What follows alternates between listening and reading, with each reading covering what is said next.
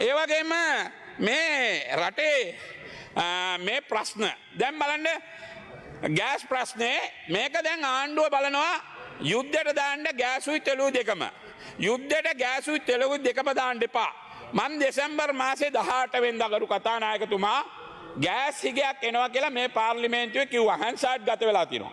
දෙසැම්බර් මාසේ 18 කිව්වේ මං ගෑස් හිගයක් එනවා කියලා. හරියටම පෙබරවාරි මාසේ ගෑස් හිගය ආවා. මේ ගෑස් ප්‍රශ්නේ මේ යුද්ධයට ගාව ගන්න බෑ. ගෑස් ප්‍රශ්නෙට උනේ ඔමාන් සමාගමයි ඒ වගේම වෙනත් සමාගමකට ඔමාන් සමාගමෙන් ගලවලා දීපු එක. ස්විට්සර්ලන්ත ජියෝ ගෑස් සමාගමට දීපු හින්දා තමයි මේ ගෑස් හිගය ආවේ. නැතුව ගෑස් හිගය ආවේ නෑ මේ යුද්ධේ. අපි පිළිගන්නවා. යුද්ධ නිසා තෙල් නැති වෙලා තියෙනවා. නැව්වෙන්න බෑ. ඒක අපි පිළිගන්නවා. ඒක ආණ්ඩුවට අපි දොස් කියන්නේ නැහැ. හැබැයි ආණ්ඩුව දැන් මොකද්ද අපි රුසියාවෙන් තෙල් ඉල්ලන්නේ? අපිට හරිනම් පෞගිය කාලේ නැව් දෙකක් අපේ මූදට තල්ලු කළා. එක නැවක ඉරාන නැවකට ගහලා යුදාමුද නේවි එකේ මිනිස්සු මරලා ඉන්දියාව ඇඟ බේරගත්තා. හැබැයි ඉන්දියාව මොකද දැන්? ඉන්දියාව හරිනම් අපිට තෙල් ටික දෙන්න ඕන අපේ ආණ්ඩුවට. අපේ ආණ්ඩුව තමයි ඉන්දියාව බේරගත්තේ එකෙන්. ඉන්දියාවට සහයෝගය දෙන්නේ අපේ රට. අපේ ආණ්ඩුව මේ ආණ්ඩුව බේරගත්තේ ඉන්දියාව. එhmenan ඉන්දියාව අද කරට අත දාගෙන හිටියා මං කිව්වා ගිය සැරේ පාර්ලිමේන්තුවේදී. කරට අත දාගෙන ඉන්නවා වගේම ඊට පස්සේ ඒගොල්ලෝ අපිට කෙලින විදියක් බලා ගන්න කියලා.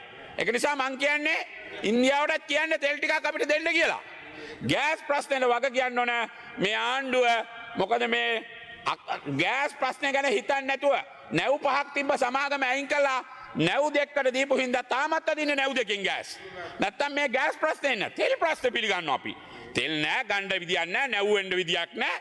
ඒක අපි පිළිගන්නවා. විපක්ෂය හැටියට අපි හැම එකක්ම කොරහේ කිඹුල දකින්නේ නෑ. ඒ ගැනත් මම මේ වෙලාවේ කියන්න ඕන. ඒකම තව මේවා ගැන කතා කරනකොට ප්‍රශ්න වැලක් මේ තියෙනවා. හමුදාවේ නිලධාරීන් වගේක් කතා කරලා කියනවා මට හමුදාවේ නිලධාරීන් 1000ක් පෙන්ෂන් පේපර්ස් බාර දීලා මාස 6යි. තාම විශ්‍රාම වැටුප් හදන්නේ. ඒ වගේම අපේ කාලේ අයියා කොඤ්ඤන් සුම්මා ඉරිංග අයියා කොඤ්ඤන් පයසරෙක්ද ඉරිංග කතාවට බාධා කරන්න එපා කොඤ්ඤන් ඉරිංග. ඒක නිසා මම මේ වෙලාවේ කියන්නේ ගොඩාක් ප්‍රශ්න තියෙනවා මේ ආණ්ඩුවේ හොයන්න බැරි ආණ්ඩුව මේ දැන් ගෑස් ප්‍රශ්නේ තෙල් ප්‍රශ්නේ ආවේ මේ මෑත. ඊට වැඩිය ප්‍රශ්න තියෙනවා. අපේ කාලේ දුන්නා ජ්‍යෙෂ්ඨ පුරවැසියොන්ට. ඔබතුමා ජ්‍යෙෂ්ඨ පුරවැසිය 70ට වැඩිද? 70ට වැඩි නම් ජ්‍යෙෂ්ඨ පුරවැසිය. ඒගොල්ලන්ට දුන්නා ජ්‍යෙෂ්ඨ පුරවැසි දීමනා 115ක් දුන්නා මහින්ද රාජපක්ෂ මහත්තයා කාලේ. ඒක 110ට බැස්සා. දැන් ඒක මහ බැංකුවෙන් ජ්‍යෙෂ්ඨ පුරවැසිය ඔක්කොම ඉවරයි. මේ මිනිස්සු ලක්ෂ 10ක් විතර පෙන්ෂන් එකෙන් 20ක් විතර දාගෙන ඒකෙන් තමයි ජීවත් වුනේ. ජ්‍යෙෂ්ඨ පුරවැසියන්ගේ සම්පූර්ණ මුදල කපා හැරලා තියෙනවා. ඒකම මේ ඊයේ පෙරේදා අර පොලිසිය ආබාධිත වෙච්ච මිනිස්සු මාරු කරනවා. ඒ මිනිස්සු ආබාධිතකාරෝ පෙරඩ් එකකටවත් ගන්න බෑ. ඒගොල්ලෝ පැත්තකින් තියන්නේ මිනිස්සු මාරු කරනවා. WPCලා මාරු කරනවා. මේ වගේ ගොඩක් අය එනවා. වෙනවා මේව හොයන්න. මේවා ටික පොඩ්ඩක් බලන්න පොලිසිය මතුමාර නොන්ඩි ගහන ඒ මිනිස්සු මාරු කරලා වැඩක් නෑ. ඒක පිටන WPCලා මෙහෙ ඉන්න WPC දානවා අර ඉස්සරහා ඉන්නේ මේ අපේ පොලිස් කාන්තාව එයා දාලා මන්නාරමට. ඉතින් මේවා කරන්න පුළුවන් විදිය දේවල් තියෙනවා. අපි කියන්නේ අපි මේ හැම දෙයක්ම මේ අපේ නියෝජ්‍ය ඇමතුමා මේවා අපි කියන්නේ මේ බලලා ඕගොල්ලෝ කරගන්න ඒවා. හොයලා මෙහෙම දෙයක් වෙනවද කියලා. ඊළඟ එක මේ ඊයේ පෙරේදා කතානායකතුමා CDB පත්වීම 600ක් දුන්නා. ජනාධිපතිතුමාගේ අතින් දුන්නේ. හැබැයි ඒ CDB පත්වීම 600 ඇමතුමා නියෝජ්‍ය ඇමතුමා පොඩි ඇමතිතුමා අහගන්න සමහර ඒ වගේ ෆයිල් එකේ කොළ නැහැ. පත්වීම ලිපි නැහැ. තාම පත්තින්නේ ජනාධිපතිතුමා අන්දලා ගෙනල්ලා පත්වීම 600ක් දුන්නා. මේකත් හොයලා බලන්න. මේක චාමර සම්පත් මේක බොරුවක් කිව්වනම් කියන්න චාමර සම්පත් ඔයා බොරුවක් කියලා තියෙන්නේ කියලා.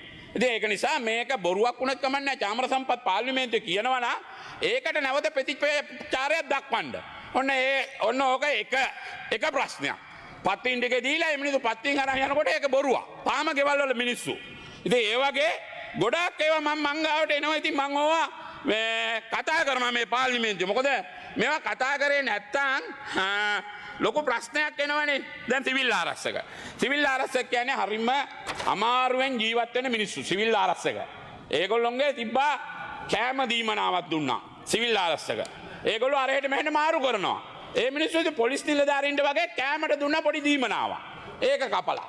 පවුනේ සිවිල් ආරක්ෂක කියන්නේ ඒ සිවිල් ආරක්ෂක දීමනාව ඔන්න අපේ පොලිසිය බාර ඇමතුමා සිවිල් ආරක්ෂකවන්ට පව් අහිංසකයි යන්නේ. ඔයාට නම් උසාවි ගිය දවසට හැම දානවනේ ගෙඩිය පිටින් උසාවි යන කට්ටියට ඒ මිනිස්සුන්ට ගෙඩිය පිටින් දාන්න කවුරුත් නැහැ. කෑමට දීපු දීමනාව කපලා.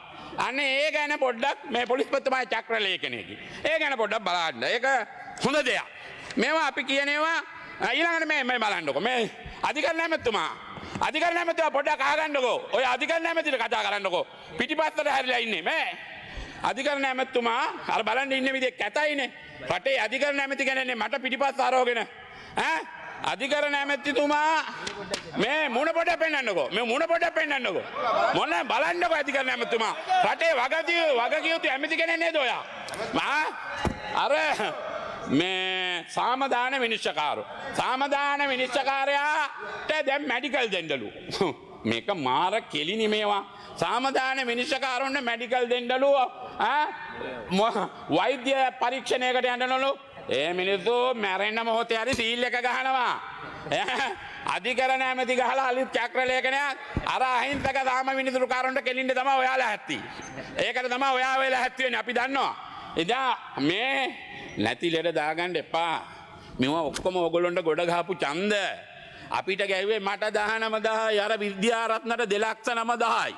ඒවා ඔක්කොම ගොඩ ගැහුවේ ඕගොල්ලන්ට තමයි. ඔය තියෙන එක නැති කරගන්න එපා. ඔන්න සාම විනිසුරුන්ට කෙලලා අය ඇස්සේ.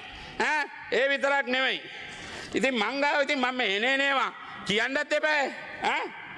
දැන් මාර කෙලිය සමහර තැන්වල මේ වෙන්නේ නැතිව වෙනකොට හරි මේ මිහින්තලේ පැත්තේ මේ ඊයේ පෙරේදා මාර වැඩක්. මිහින්තලේ ජාතික පාසල. අනුරාධපුරේ මන්ත්‍රී කෙනෙක් ඉන්නවා අහගන්න. ගුරුවරු 100ක් ඉන්නවා. එක ගුරුවරයෙක් මැරිලා මේ මාලිමාවේ ගුරුවරයෙක්. ඒ ඉස්කෝලේට ගෙනියනවා මරණේ තියන්නේ. ආයේ මරණේ ගෙනියනවා ඉස්කෝලෙන් ගෙදරට. ආයේ ඒක ගෙනියනවා මේ විජේපුර කියලා තියෙන අනුරාධපුරේ මේ ආදානාගාරයක්. ඒකට ගෙනියනවා. මොකද්ද මේ විහිළුව? ළමයින්ට දවස් දෙකක් ඉගෙන ගන්න නැහැ. පොඩි දාලා අරව දාලා මේවා දාලා මේ අනුරාධපුරේ මිහින්තලේ ජාතික පාසලේ මේක ඔක්කොම ගුරුවරු ගියා ඊට පස්සේ මේ මරණේ ගෙනියන්න කියලා ඉස්කෝලේකට මේක යකාගේ වැඩක් වෙනවනේ මේක මාර වැඩ අප්පා වෙන්නේ මේ අගමැතිතුමීට මේ ගැන හොයන්න කියන්න බලන්න ඕනේ උදේට අපිට පොයින්ට් ඔෆ් ඕඩර් එකක්වත් දෙන්නේ නැහනේ ඊට පස්සේ මොකද කියන්නේ ඊට පස්සේ කියනවා මේ චාමරලට ඉගෙනගෙන නැහනේ මොලේ නැහනේ ඕන්න අපිට කියන්නේ. ඉතින් අර 159ක් ඇවිදින පුස්තකාල වගේ ඕගොල්ලෝනේ ඉව්වේ අප්පේ. කදිරගාමරලා 159ක් කියලා ඕගොල්ලෝනේ කිව්වේ. ඉතින් අපි කිව්වේ අපි වල් බැලනේ. අපි වල් බැලනේ ඕගොල්ලෝ කදිරගාමරලානේ. ඉතින් ඔය හොයලා බලන්න. ඊළඟ එක. පස්සර ප්‍රාදේශ සභාවේ සභාපති. මම ඒකේ ඕන ෆොටෝ එකක් පෙන්නන්නම්. මිනිස්සයා ගහලා තියෙන බෝඩ් එක සෙරප්පු සපත්තු ගලවලා ඉල්ලලු කාමරේට. අර වරිපණන් ගෙවන්න එන ආදායම් බදු ගෙවන්න එන වෙළඳ බලපත්‍රය ගෙවන්න එන මිනිහා සපත්තු සෙරප්පු ගලවලා ඉන්නලු. ගිහින් බලන්න දැන් පස්සර ප්‍රාදේශ සභාවේ දොරේ ගහලා සෙරප්පු සපත්තු ගලවලා ඉන්නලු. ඉස්සර ඒ සභාපති ගියා අපේ ගෙවල් වලට අපේ නෙවෙයි පස්සර ගෙවල් වලට එයා සෙරප්පු සපත්තු ගලවලා ගියේ. දැන් එයා ගාවට සෙරප්පු සපත්තු ගලවලා යන්න ඕන. මේවා යකාගේ වැඩනේ දෙයියනේ. මේවා යකාගේ වැඩ. එහෙනම් මේවා අපි පාර්ලිමේන්තුව කියන්නේ කොයි මගුලේද අපි කියන්නේ?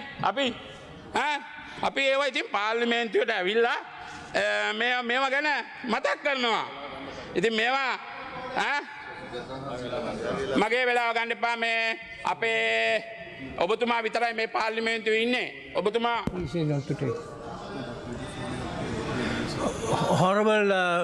Honorable member, what is your point of order? Why is the point?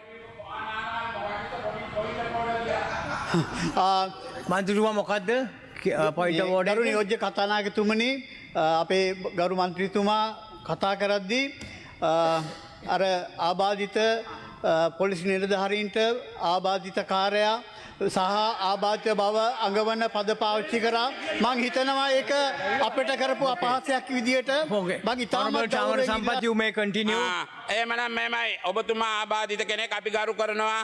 හරි මගේ කනගාටුව ප්‍රකාශ කරනවා. එහෙම වැරද්දක් වුණා නම් ඔබතුමා වෙනුවෙන් ඔබතුමා පාර්ලිමේන්තුවේ හරි කතා කළා ඒක නවත්තන්නකෝ. මම කියන එක වැරදි නම් ඔබතුමාගේ ආණ්ඩුව ඔබතුමා විතරයි අද ආබාධිත අය වෙනුවෙන් ඉන්නේ මේ පාර්ලිමේන්තුවේ.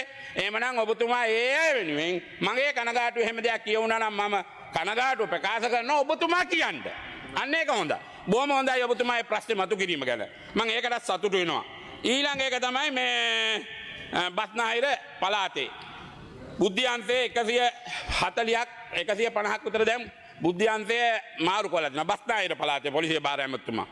බස්නාහිර පළාතේ පොලිසිය භාරව දැන් පොලිසිය බුද්ධ්‍යන්තවල ඉන්න අය එහෙට මෙහෙට වීසි කරනවා. මේව පොඩ්ඩක් හදාගන්න වෙයි අපිට. මොකද දන්නවද? අලියස්සේ බලි කියලා අරහෙට කෙලිනකොට මෙහෙනුත් කවුරු හරි කෙලින්න ආවොත් එහෙම පොලිසිය භාර ඇමතුමා අරේ යුද්ධයසේ දැන් බලන්න දැක්කද? යුද්ධයසේ මීට බඩු වෙනවා. මොනවාද? කුඩු නැව් පිටින් එනවා. අල්ලනවා. අපි ඒකට ස්තුතිවන්ත වෙනවා. ඒක හොඳයි. අරෙන් බෝට්ටු වලින් එනවා බඩු දැක්කද? ඒ ආවේ යුද්ධයසේ. මෙහෙන් නැව් පුපුරනකොට යුද්ධයසේ මෙහෙන් පටවන්න. අන්න ඒවා හොඳ දෙයට අපි හොඳයි.